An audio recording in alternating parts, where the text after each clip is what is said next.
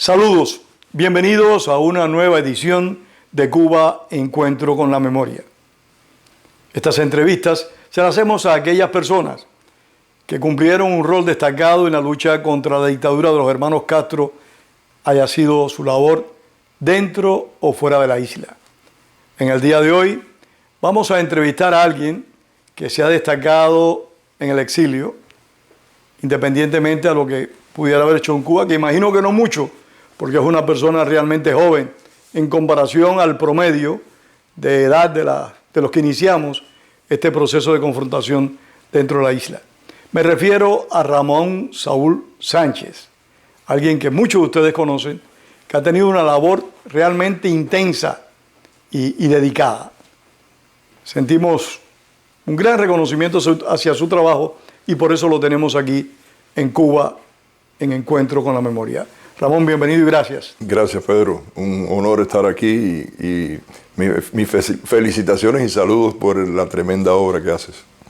El honor es del Instituto de la Memoria Histórica, que lo único que hace es recoger lo que ustedes hicieron y tratar de plasmarlo, de llevarlo al pueblo cubano en el momento que sea posible, y también a aquellas personas que lamentablemente no cubanas, que ignoran por completo, desconocen cuál ha sido el rol de un amplio sector del pueblo cubano confrontando la dictadura. Pero vamos a empezar contigo. ¿Quién es Ramón Saúl Sánchez? Yo soy un simple ciudadano cubano desterrado, con un dolor muy profundo en mi corazón, que nació en el campo. Bueno, nací en maternidad obrera en Matanzas, pero inmediatamente fui a vivir al campo con mis padres campesinos.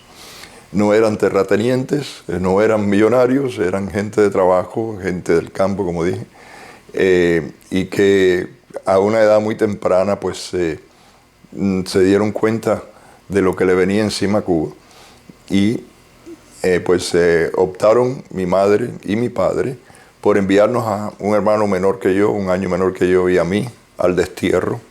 ¿Ustedes son Peter Pan o no? No, no somos Peter Pan, pero vinimos más o menos en el año 1967. Llegamos. Y vinieron siendo unos niños prácticamente. Niños, sí. Llegamos, mi hermano era un año menor que yo. Llegamos al aeropuerto, aquí al refugio, y un matrimonio, Marta y Armando, los cuales Armando ya falleció, que en paz descanse, Marta todavía vive, gracias a Dios, nos recibieron en el aeropuerto y nos trataron con un amor muy grande, hasta que llegó, 2 años después llegó mi padre, y mi madre quedó en Cuba. Nunca más la pude ver, nunca más pude ver a mi abuela. ¿No pudo salir tu madre de Cuba? No pudo salir de Cuba, mi abuelita tampoco. Perdí un hermano allá, aún tengo 2 hermanos allá que no he visto en 50 años. 50 años fuera de Cuba, una huella indeleble, con la que se carga hasta el último aliento. Así es muy largo, que es toda una vida, y toda una vida luchando también. Saliste de Cuba prácticamente siendo un niño. Por supuesto que el trauma del destierro es muy doloroso y más estar separado de los padres. Cuando uno es pequeño, pues es más agudo todavía. Pero ¿cómo, si saliste hecho un niño, decidiste incorporarte de la forma que has hecho a la lucha contra la dictadura de los Castro? Yo llegué aquí tenía como 12 o 13 años cuando llegué. Inmediatamente empecé a trabajar en una tiendecita de un marquesito mercadito de cubano. Una bodega. Una bodeguita, una bodega, exactamente. Como le decimos en Cuba, bodega. En Cuba, bodega, una bodega. O kiosco. También le decíamos kiosco, no sé si una recuerda bodega. eso. Y allí, pues, después, como un año después, empecé a trabajar en otra. Pero cuando tenía como unos 15 años, vino un día un muchacho a comprar unos mandados. Yo estaba operando la registradora y él tenía una cadena de Santa Bárbara que tenía un rubí roto. Y me llamó la atención y le pregunté, y le dije, ¿por qué no lo arregla? Le digo yo. Y me dice, porque eso tiene una historia. Digo, ¿así? Me dice, sí, un día te la voy a contar. Y un día me la contó. Él pasó en la famosa Rastra, la base naval de Guantánamo, y le dispararon. Y me cuenta que en esa medalla recibió un impacto que fue de una bala que fue la que le salvó la vida a él y rompió ese rubí. Por eso. O sea, él buscó refugio en la base naval de Guantánamo y entrando en esa rastra a la que tú haces mención, así. le dispararon. Le dispararon. Entonces, le dispararon para dejar, para beneficio los guardias castristas. Los guardias castristas le dispararon como siempre, ¿no? Tratando de que el cubano pues tenga que someterse. Y, ¿No recuerdas el nombre del individuo? Sí, Rubén se llama él. Rubén. No, puedes omitir el apellido con gusto, no hay problema. Bueno, ahí él me dice que él estaba involucrado en las cuestiones de Cuba. Y entonces me da curiosidad y digo, ¿cómo así? A mí me gustaría hacer algo por Cuba. Y ahí me involucro. Me dice, bueno, tú eres muy joven, pero voy a averiguar. Y averiguó y me dijo un día, si quieres, puedes visitarnos en un entrenamiento un día. ¿Entrenamiento militar? En el entrenamiento militar a los 15 años comencé esos entrenamientos. ¿Dónde los hacían en esa época? En los Everglades, en las Ciénegas acá. ¿Recuerdas el nombre del grupo que se reunía allí? No, era un grupo... Era gente espontáneamente. Era Alfa 66, sí. Era Alfa 66. Yo me inicié con Alfa 66 en la lucha armada. Ahí estaba Nazario Sargén. El viejo Nazario. Esa playa de hombres y mujeres de Diego un gran Medina, valor. Sí. Hugo, una serie de buenas personas, increíblemente buenas personas. Y muy comprometidas todas con la libertad. Sí, sí. La cuestión es que empecé a visitar los entrenamientos y me permitieron estar a pesar de mi joven edad. Y ahí comenzó mi lucha en los movimientos por la libertad de nuestra patria. Vivías aquí en Miami, seguías trabajando en la bodega, estudiando, imagino. Así es. Pero a la vez cumpliendo con la patria. Así es. Mi padre se puso muy bravo. Mi padre dice, pero estás loco, te van a matar. Había acabado de ir a Cuba Vicente Méndez, Rodríguez Pérez. El heroico Vicente ellos Méndez. heroicos cubanos. Y bueno, mi viejo sentía que a lo mejor me iba a pasar algo por el estilo. Y me fui de la casa entonces, a esa edad. Le dije, yo voy a luchar por mi padre y me fui a dormir a los Everglades. Venía a trabajar, ganaba 20 pesos a la semana, se lo daba a mi viejo y venía a trabajar, pero bueno, cuando ya me fui de la casa, pues con eso trataba de mantenerme. Y pasó el tiempo y mi viejo... ¿Comprendió? Un día estoy preso por una manifestación y escucho a mi viejo siendo entrevistado por Tomás Regalado en una emisora diciendo, quisiera tener muchos hijos como él. Dijo tu padre. Y aquello fue para mí una medalla. ¿El nombre de tu padre? Luis Beltrán Sánchez, que en paz descanse. Luis Beltrán Sánchez. Son Un cosas guajiro, a recordar. Un guajiro cubano. Ramón, estuviste en los campos de entrenamiento de Alfa 66, conociste ahí de armas, te comprometiste abiertamente con la lucha por la democracia en Cuba. ¿Cuáles son tus primeras actividades aquí en el exilio? Hablaste hace un momento de manifestaciones. ¿Cuáles fueron esas actividades primeras? Bueno, el tiempo en que nos entrenábamos, que nos preparábamos. Estamos hablando de los años 70 ya, ¿no? Sí, como guerrilleros. Conocimos no solamente en el ámbito terrestre, sino también marítimo, por supuesto. Cuba es una isla. ¿Saliste hacia la isla en alguna ocasión? No, sí salimos. Sí luchamos. ¿Cumplieron misión en Cuba? Luchamos, hicimos misiones en Cuba. Lo hicimos.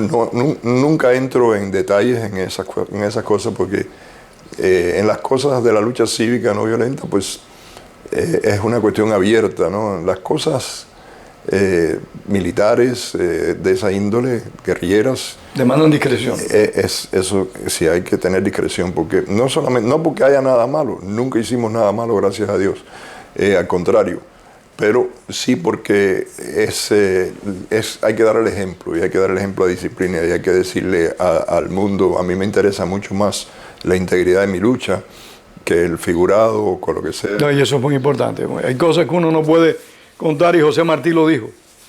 Lo dijo en más de una ocasión, que la discreción era muy importante en cualquier proceso. Por eso te hacemos esta entrevista y tú respondes a aquello que consideres que no afecte, porque no es solo tu integridad, es también la integridad de aquellas personas que pudieron haber estado involucrados en esa actividad o cualquier otra. Pero vamos a los detalles en lo que se pueda contar de las cosas que hiciste dentro o fuera de Cuba. Bueno, pues empezamos en esos entrenamientos y entrenamos a muchas personas, Pedro, a muchas personas que después fueron a luchar a Nicaragua y a otros lugares, ¿no? Cubanos. Cubanos, sí, cubanos, aunque habían hermanos de otras nacionalidades también, pero principalmente cubanos. Recuerdo que en el año 1900, cuando la crisis de la Embajada del Perú, nosotros siempre nos manteníamos discretos en los Everglades, no salíamos, no andábamos vestidos verde por las calles, no hacíamos nada de eso. Pero en aquella ocasión sí lo hicimos. ¿Todavía estabas en Alfa todavía en esa época? Ya estábamos en el MIN, el Movimiento Insurreccional Martiano. Éramos parte del Departamento Militar del Movimiento de Insurrección Martiano. Y pues fuimos a solidarizarnos con un grupo de cubanos que estaban en una huelga de hambre en aquel momento. Unos 250, 300 hombres. ¿La huelga de hambre aquí en Miami? Aquí en Miami, sí, en la 27 Avenida y la 8 Calle El Sagüez. Vestidos como estábamos, de fatiga, y simplemente a decirle de alguna manera al mundo, bueno, los cubanos mantenemos la antorcha de la libertad viva. Y pasaron los años y había algo que me chocaba un poco a mí, que era que como algo tan hermoso como la libertad había que obtenerlo a través de algo tan horrible como la guerra, como la violencia, ¿no? El régimen de Cuba había utilizado siempre la violencia, se había convertido en una máquina de matar, como decía el Che Guevara, y nosotros como siguen siendo hasta hoy, no queríamos ser así. Y no es que la lucha armada sea indigna, ¿no? En ningún momento yo la defiendo a ultranza, porque cada pueblo tiene el derecho a recurrir a los métodos que considere necesarios por tal de alcanzar su libertad. La propia Declaración Universal de los Derechos Humanos, lo dice enfáticamente, el derecho a la rebelión. Eso es. Y ese es un derecho que hay que respetar. Claro. El régimen de Cuba se hace muy pulcro en relación a eso, pero llegó dándole cuchillos a gente en un hospital y matando gente y haciendo 20 trucos violentos para echarle la culpa a otra gente de las cosas que ellos mismos hacían. Pero bueno, volviendo al punto, la lucha armada es una lucha honrada y es una lucha respetable, y yo la respeto mucho y respeto a todo el que cree en eso. Pero pensé que me chocaba que obtener una cosa. Llegó un momento en que encontraste lo que tú consideraste tu verdad y es válido. Y ese es un derecho también que uno tiene. Y la otra cuestión era, ¿por qué el mundo, si nosotros éramos víctimas, si nuestra causa era justa, no nos entendía? Y bueno, en mi lucha terminé en prisión cuando me negué a hablar ante un gran jurado federal que nos convocó a un grupo de cubanos. Estamos hablando aquí en Estados Unidos. En el 1982, sí. Nos negamos a hablar, 7 de nosotros. Hubo quien habló hasta por los codos, me voy a reservar nombres, pero 7 de nosotros no hablamos. Cumplimos prisión de sol a sol por no hablar ante el gran jurado. ¿Cuántos años estuviste preso aquí? Me condenaron a 9 años de prisión, la sentencia más larga impuesta en la historia de los Estados Unidos por no hablar ante un gran jurado, pero fue reducida al nivel de las demás personas a 4 años y medio, a 4 años, que era el promedio de las demás personas, basado en el concepto de paridad de sentencia. Ya cuando vino la decisión de la Corte de Apelaciones, porque cuando apelamos, ya yo había cumplido 4 años y medio y ahí me dieron la libertad. Algunos otros compañeros estaban ya libres y otros todavía permanecían en prisión. La cuestión es que en ese tiempo tuve mucha oportunidad, obviamente, de meditar acerca de cómo ser más efectivo en la lucha por la libertad de Cuba. Nosotros somos una nación virtuosa en muchas cosas, somos personas creativas, muy trabajadoras, muy familiares, amistosas, pero cuando viene al ámbito de la política, ahí sí que todo cambia. Y pensé, ¿cómo se cambia esto de una revolución cada 25, 30 años? ¿Cómo cambiamos esa vieja actitud que nos ha causado la inestabilidad a través de nuestra historia, a pesar de que progresamos en muchas otras cosas?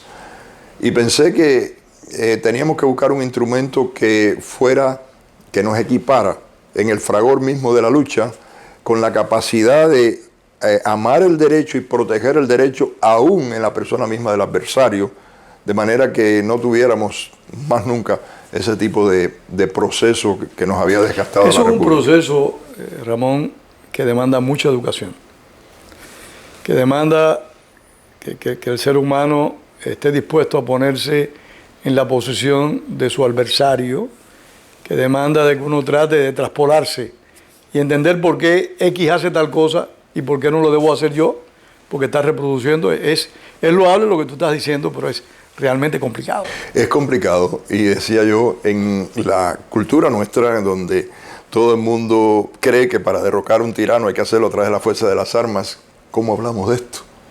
Pero al salir de prisión lo hice. Empecé a hablar de la lucha cívica no violenta. La primera cuestión que hice fue reunirme con mis compañeros de lucha. Todo el mundo venía pensando... Te manda eso mucho coraje. ¿De qué manera vamos a hacer el próximo campamento? Era lo que todo el mundo pensaba. Y yo le dije, yo he renunciado a la lucha violenta, a la lucha armada. Yo creo en la lucha cívica no violenta, ya te imaginas. Pero te ablandaste. Sí, hoy todavía. Entonces, no se entiende, muchas personas no lo entienden. Había mucha integridad en ese grupo de hombres y mujeres, mucha. Y le expliqué, y le dije por qué. Porque Cuba necesitaba una nueva actitud y había que lograrla así. Cuba necesita apego no a ideología, sino a derechos, y había que lograrlo así. Porque había que enseñarle al mundo la nobleza de nuestra causa, y para hacer eso no podía ser con métodos ásperos. Y le dije, la semana que viene, a tal hora, tal día, a tal hora, tenemos la próxima reunión de los que quieran seguir. Y los que no, vamos a seguir siendo hermanos. Cada vez que me necesiten ahí voy a estar. Inclusive voy con ustedes, aunque no crea en eso, porque sí creo en ustedes. Me ha hecho recordar a un hombre excepcional, en mi opinión, lamentablemente desaparecido, Jorge Valls. Jorge Valls fue en presidio un abanderado de la no confrontación en el sentido violento, pero a la vez demostraba ser un hombre dispuesto a sufrir los extremos de la dictadura, porque cuando la gente planteaba una posición, él estaba en la vanguardia y estaba dispuesto a recibir los mayores golpes y a soportar las más fuertes atrocidades. Y eso que tú hiciste en ese momento, pues, demostraba no solo el valor personal que en su momento habías manifestado, sino también unas convicciones muy fuertes, porque era ir en contra de la corriente en esa época. La corriente de esa época era mayoritariamente a la confrontación armada. Hoy eso, por un sinfín de factores, pues ha ido tal vez disminuyendo, pero había que tener coraje y hay que reconocértelo. Gracias. Pues esa semana pasó y llegó el día que había mencionado la reunión, llegó la hora de la reunión y no había nadie. Media hora después no había nadie. 45 minutos después todo el mundo estaba ahí.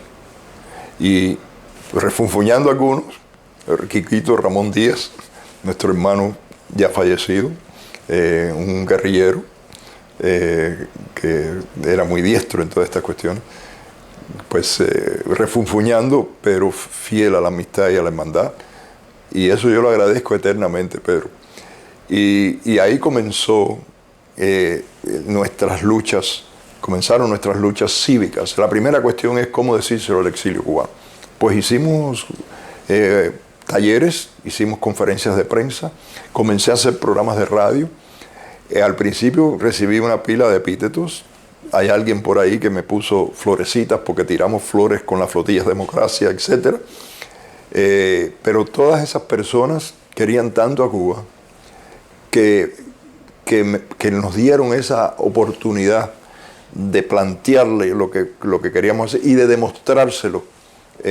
Por ejemplo, cuando vino la política pie seco, pies mojado. Pero no quisiera adelantarme, quisiera, antes de la política pie seco, pies mojado, llegaremos allá, que nos hables cómo se originan esas primeras flotillas, que yo estuve en una o dos de ellas. Esas primeras flotillas, cómo se originan, cuáles fueron las propuestas, de dónde partieron, para beneficio de esa gran cantidad de personas que lamentablemente, porque hoy es cuando existen medios para difundir estas informaciones, lamentablemente no conocen de que durante muchos años, en los años 90 y finales de los 80, aquí se organizaron flotillas que pretendían ir a Cuba sin ánimo de violencia, todo lo contrario. Sí. Bueno, empezamos participando en dos flotillas que no la organizamos nosotros, sino la Asociación de Misiones Especiales. Fuimos con ellos en esas dos. Eran hombres que habían combatido también con las armas en la mano. Es gente muy respetada y que queremos mucho, algunos de los cuales ya no están entre nosotros, desgraciadamente. Han pasado muchos años, Ramón. Sí, muchos años. Ha sido muy extenso, muy prolongado este Yo recuerdo algunas de esas reuniones que se daban en la alcaldía de Sweetwater. Ajá. Y vaya, realmente eran encuentros muy emocionantes. Muy emocionante. Ahí después nosotros seguimos las flotillas ya entrando. La próxima que hicimos solo fue entrando en aguas cubanas. Lo anunciamos un año antes. El régimen había hundido el remolcador el 13 de marzo, había matado a 37 personas, 10 de ellas niños, y la OEA había condenado el hecho y había hecho una resolución donde le demandaba al régimen que extrajera el barco del fondo del mar. Entonces dijimos, si de aquí a un año, o sea, en el primer aniversario, no ha sido extraído ese barco, vamos a hacer una flotilla, vamos a ir al punto en aguas cubanas donde fue masacrada fueron masacradas esas personas, hundida esa embarcación, para recordarle al mundo que permanece todavía. Ahí fue donde se hundió, en esa ocasión, se hundió un barco que murió un compañero tuyo. Fue en la segunda flotilla. La segunda. Entonces sigue con la primera. Sí. Entonces ahí organizamos 3 embarcaciones. Se creó mucha tensión nacional e internacional. Los gobiernos se involucraron mucho. El gobierno de Washington pensó que nosotros no íbamos a entrar. El gobierno de Cuba sí nos creyó.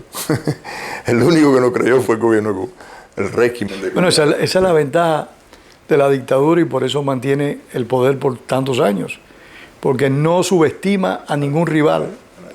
Y digo sí nos creyó, ¿por qué? Porque tenía 11 patrulleras, 2 MiGs, otro helicóptero grande y viejo, y nosotros después nos reíamos, decíamos, nosotros estábamos mirando para el cielo, el helicóptero, no los MiGs, porque pensábamos que nos iba a caer en la cabeza.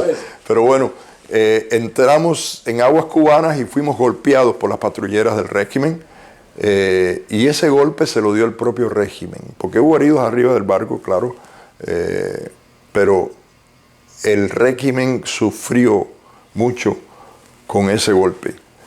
Y de tal manera causó un efecto de eso dentro y fuera de Cuba y en muchos sectores internacionales, que al regresar nosotros el exilio ya estaba cambiado. Su mentalidad había aceptado la lucha cívica no violenta en una manera increíble, lo cual nos parecía muy difícil, ¿no? Y bueno, de ahí en lo adelante hicimos 26 flotillas con diferentes temáticas, muchas de ellas por lo del remolcador del 13 de marzo, y otras por los derechos de los obreros en Cuba, por la reunificación familiar, etc. Para recordar al compañero tuyo que falleció de esas flotillas, fue un accidente que se hundió ese barco en la segunda flotilla. En la segunda flotilla que hicimos, ya el gobierno de Estados Unidos estaba buscando instrumentos de cómo detener las flotillas, porque el régimen de Cuba se lo había pedido. Y nosotros, en la primera flotilla fueron 13 barcos, pero fue tanto 13 barcos y 135 personas, más o menos, ¿no? En la segunda flotilla habían 41 barcos y 500 y pico personas. Era un número considerable. No, eso fue, el entusiasmo fue muy grande. 41 barcos. Vaya, eso es una especie de Dunkerque en miniatura. Desgraciadamente, ahí se hundió un barco que habíamos decidido que no fuera en la flotilla, pero que hermanos querían de todas maneras ir, los que alquilaron ese barco a ese grupo de hermanos, pues le representaron que el barco estaba en unas condiciones que no estaban. De hecho, esas personas, esos dos señores, fueron sancionados por la ley aquí por hacer esa mala representación. La cuestión es que ahí se hunde y muere Lázaro Gutiérrez, un cubano de pueblo que había dicho que él quería morir luchando por su patria y desgraciadamente falleció, no porque se ahogó, sino porque se fue al agua. Cuando se hundió, el guardacosta lo fue a recoger, se le resbaló la mano y volvió a caer a la huella, y parece que la impresión esa tenía el corazón malo y le dio un infarto. Bueno, lamentable, pero en todas partes, cuando se lucha contra una dictadura, se pueden perder personas. Eso fue un golpe muy duro cuando yo iba dirigiendo la operación y me llama el guardacosta y me dice, señor Sánchez, acaba de hundirse un barco y acaba de fallecer una persona. Fue duro aquello. Y ahí mismo tuvimos que ordenar regresar a auxiliar a todo al naufragio, y esa flotilla no pudo llegar cerca de las aguas cubanas. Ramón, ¿y la última flotilla hasta este momento cuál fue? La última flotilla hace un año y pico, fuimos frente a las costas de Cuba con las luces. Un año y pico, o sea, en el 2017, 2016. Fuimos frente a las costas de Cuba con luces de libertad. Con los tiempos, pues fuimos añadiendo elementos a la flotilla que llamaran la atención del cubano. Algunas de ellas, pues llegábamos hasta las 12 millas y no pasábamos. Era compromiso que teníamos que hacer para poderla realizar, porque si no... ¿Compromiso con el gobierno de aquí? Con el gobierno de aquí, con el gobierno de aquí. Con el de allá era entrar siempre. Y el de aquí también, se lo decíamos, nosotros desafiamos al gobierno de aquí. Por eso nos quitaron el barco de democracia la primera vez, después nos quitaron el barco de derechos humanos, después nos encarcelaron, mejor dicho, nos quitaron el tercer barco, mi derecho al retorno. Nos quisieron ¿Nunca se lo devolvieron o se lo devolvieron? Sí, todos nos lo fueron devolviendo porque lo retamos en corte. Y las cortes determinaron en contra del gobierno. Sí. Eso es un punto que tenemos que destacar para esos cubanos que están en la isla todavía bajo una dictadura, de que aquí la justicia determina más que la autoridad ejecutiva. Bueno, lo interesante de esto era que, por ejemplo, la Corte le decía al gobierno, tienes que negociar con ellos. Y nos sentaban a negociar ahí, y nuestro grupo de abogados, a quien infinitamente le agradezco todo, que trabajaron pro bono todo el tiempo, nos defendían, y esos barcos pues eran liberados. El derecho humano fue liberado después de que yo hice una huelga de hambre para que lo liberaran. Durante la administración Clinton, habíamos salido en el barco rumbo a Cuba. El doctor Oscar Elías Bisset iba a hacer una manifestación en el Parque Butari, y nosotros cargamos el barco de la Declaración Universal de los Derechos Humanos. ¿Eso fue antes de la llamada Primavera Negra? Sí. Íbamos rumbo a Cuba, y el guardacosta nos confiscó el barco. Razón, bueno, el acta de confiscación dice que íbamos cargados de copias de la Declaración Universal de los Derechos Humanos con la intención de desembarcar en Cuba y participar en una manifestación pacífica. Ese fue el delito por el cual confiscaron el barco Democracia, y esa fue la razón por la cual yo hice la huelga de hambre, que duró 21 días, hasta que en el día número 21 el presidente Clinton accedió a liberar el barco, y ahí paré la huelga. Ese barco, el de Derechos Humanos, tiene una limitación, porque lo liberó pendiente a un encuentro en corte, y el juez limitó que ese barco no se acercara más allá de las 15 millas. Los demás pueden ir a las 12 millas, pero ese no puede llegar más allá de las 15 15 millas. Ramón, ¿cuántas veces has estado preso aquí en Estados Unidos? Como 5 o 6 veces por mi lucha. Todo siempre por mi lucha. Siempre, siempre. O sea, has sido preso político cubano en Estados Unidos 5 o 6 veces. Claro, he sido detenido la mayor parte de esas veces. Tiempos cortos, ¿no? Manifestaciones que hemos tenido. Por ejemplo, una ocasión que llegó un muchacho, Andrés Rodríguez Hernández, en un barco de las naves multinacionales del Caribe, escondido en la bodega, y salió a tierra, y cuando sale a tierra lo cogen, lo meten de nuevo ahí y lo envían de regreso a Cuba. Nosotros hicimos manifestaciones en contra de eso. Reagan era el que estaba de presidente de los Estados Unidos, y bueno, ahí estuvimos como una semana detenidos, y cosas así, ¿no? Hasta que la sentencia más larga fue la del Gran Jurado Federal de Nueva York, donde me condenaron a 9 años y después fue reducida a 4 años. ¿Y cuántas huelgas de hambre has cumplido? 5 huelgas de hambre, sí, 5 huelgas. ¿Cuál fue la más dura de todas y la más extensa? Bueno, la más extensa fue la del barco de derechos humanos de 21 días. Pero yo hice una huelga de hambre en prisión. Esa huelga de hambre duró 135 días. Del jurado, por el jurado. ¿Por qué? Porque la ley dice que si ellos te encarcelan bajo el concepto de desacato de corte, desacato civil de corte, si tú pruebas que no vas a hablar, te tienen que liberar. Y yo, al año y pico de no hablar, comencé la huelga de hambre. La huelga de hambre duró 135 días, porque a los 25 días perdí el conocimiento, entré en un estado comatoso, me amarraron, me pusieron sueros, me recobraron un poco, me montaron un avión y me mandaron para un hospital cárcel, o una cárcel que tenía una parte hospital en Springfield, Missouri, y ahí me mantuvieron todo el resto del tiempo. ¿Te estaban alimentando por vía intravenosa? Sí, y me metían un tubo por aquí, y así por la nariz, y así me alimentaban. Hasta que yo lo que decía es, yo paro esta huelga cuando ustedes me liberen o cuando ustedes me encaucen. Una de dos.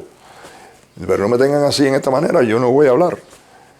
Y me enteré por el periódico de que había sido encausado de desacato criminal de corte por el mismo acto aquel de no haber hablado.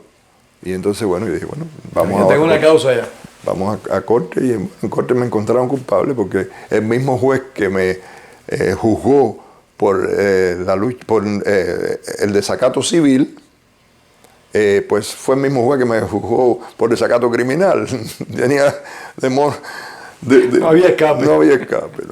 Ramón, hace unos momentos aludiste a los pies secos, pies mojados. Yo te interrumpí.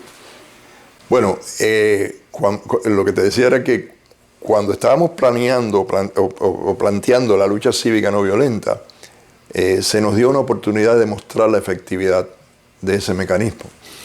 Y Clinton había puesto en vigor la política pie seco, pies mojados, que cuando aquello, como el régimen no recibía de regreso a los balseros nunca, todos los balseros que recogían el mar antes de la política pie seco, pies mojados venían a la libertad. Entonces nosotros nos opusimos a la política pie seco, pies mojados cuando comenzó. Y hubo una reunión en la brigada, y ahí en la brigada cada uno puso su visión, y yo planteé comenzar una campaña de desobediencia civil no violenta. Y planteé que la primera acción proactiva fuera sentarnos en todas las esquinas de Miami, en el medio de la calle, y bloquear el tráfico y llamar la atención, y así comenzar.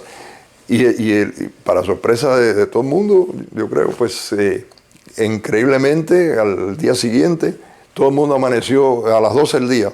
Todo el mundo se sentó en el medio de la calle, cantidad de personas, miles de personas por aquí y por allá, y se cerró el tráfico. Yo recuerdo ese día que se cerró el tráfico, fue muy, muy fuerte. Fue fuerte.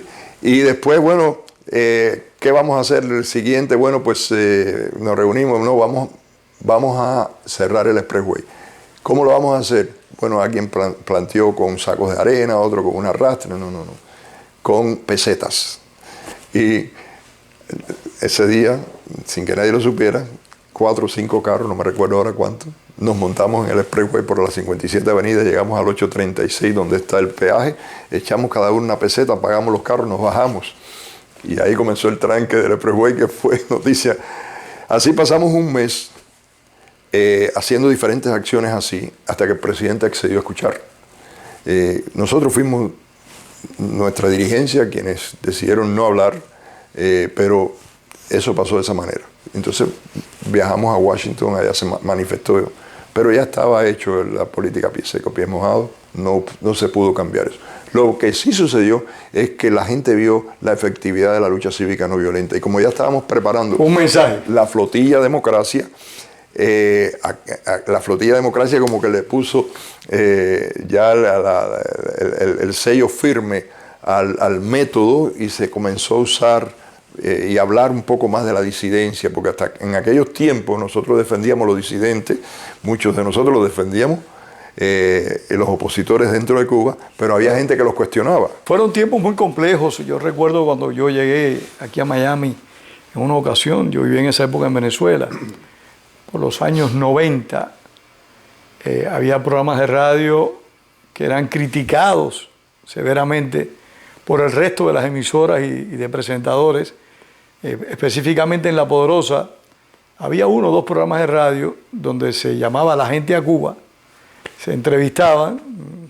Fue cuando empezó a conocerse en el destierro la disidencia. Ajá. Y esa gente era muy criticada, yo lo recuerdo, porque lo oían las otras emisoras, la cantidad de expresiones realmente lamentables que se proferían en contra de aquellos que se atrevían a conversar con los que estaban en Cuba trabajando contra la dictadura. Así es.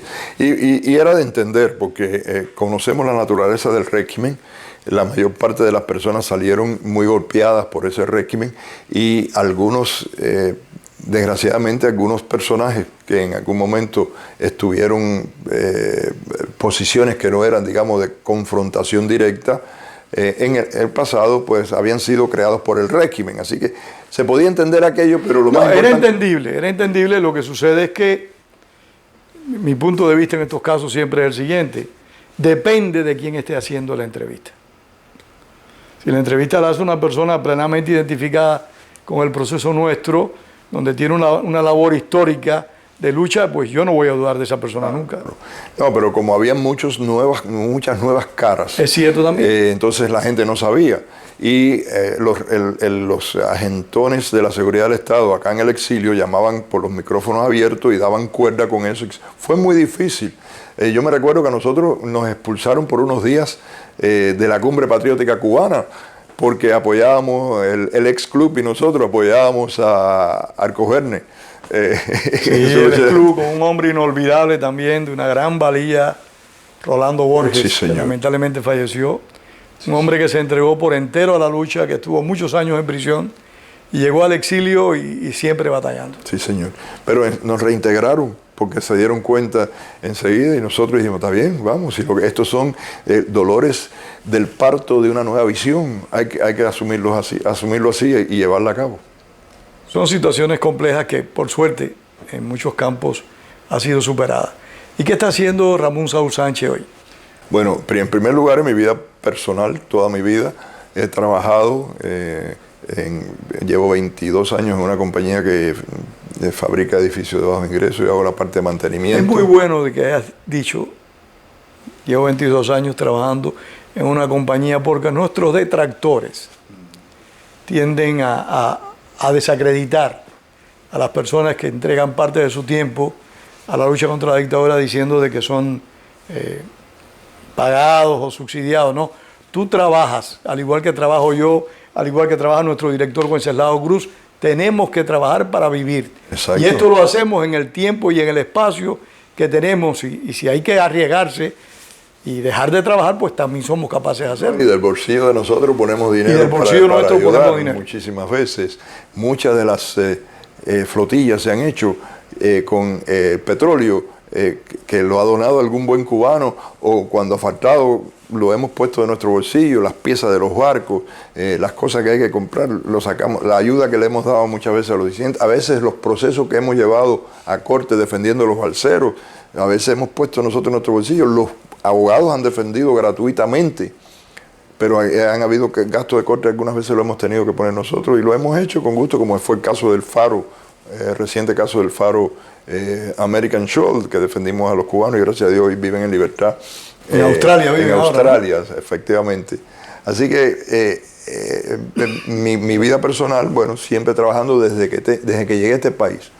Desde que llegué. Nunca has dejado de trabajar. Nunca, gracias a Dios. Y lo digo con mucha felicidad. Mi viejo fue un hombre muy trabajador. Lo digo no porque lo crea meritorio, yo creo que es el deber de cualquier ser humano, pero porque sí sé que el régimen trata de decir que uno vive de la lucha. No, no es verdad, es otra de sus mentiras. Y en nuestra lucha, bueno, pues seguimos siempre con el objetivo de entrar en Cuba.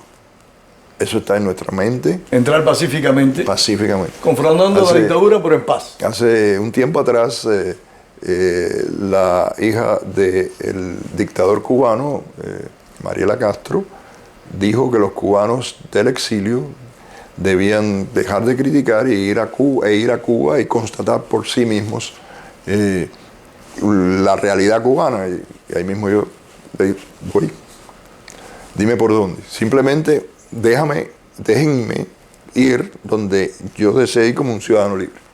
A caminar por las calles. ¿Y qué tú quieres hacer, Ramón? Yo, no ella, pero la prensa me preguntaba, ¿qué tú harías?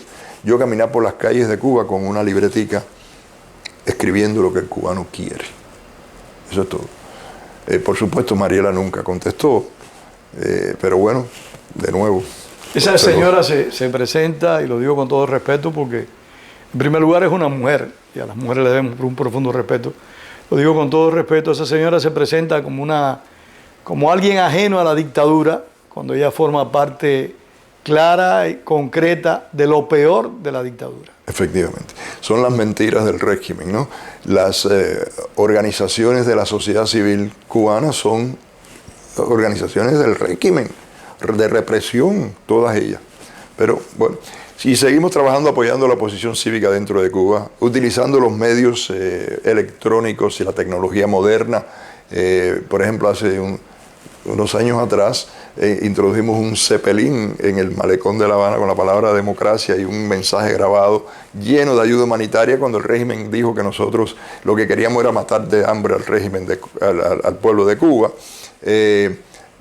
Hemos hecho campaña recogiendo ayuda humanitaria aquí para ayudar en los casos de huracán. El régimen lo ha impedido que lo hagamos directamente y lo hemos hecho a través de iglesias. Apoyamos a la oposición cívica dentro de Cuba, a las Damas de Blanco, la UNPACO. Tenemos delegaciones del Movimiento de Democracia dentro de Cuba, la dirige José Díaz Silva, Mario Hernández Leiva y Lourdes Esquivel y otras personas de adentro. Y hacemos muchas entrevistas y informamos a la comunidad internacional acerca de la realidad cubana y continuamos con la metodología de tratar de incentivar la población que salga a las calles y reclame su derecho. Apoyamos a Cuba Decide, a Rosa María Payá y el proyecto Cuba Decide, como apoyamos también otros proyectos de dentro de Cuba, casi a todos los proyectos que se hagan dentro de Cuba, y aquí en el exilio pues también trabajamos con otras agrupaciones tratando de que seamos más fuertes en las cosas que hacemos. Ramón, muchísimas gracias. Gracias, Pedro. Muy agradecido por esta entrevista, que los que no viven en Miami tengan la posibilidad de conocer un poco más a Ramón Saúl Sánchez. Gracias. Gracias, hermano. Gracias. Dios te acompañe. Gracias, muchas gracias. Y a ustedes, gracias. Gracias por haber visto esta entrevista. Les esperamos en próximas entregas del Instituto de la Memoria Histórica Cubana contra el Totalitarismo. Gracias también, por supuesto, a quien hace esto posible, a nuestro director, Wenceslao Cruz. Los esperamos una vez más en la próxima edición. Cuba, encuentro con la memoria.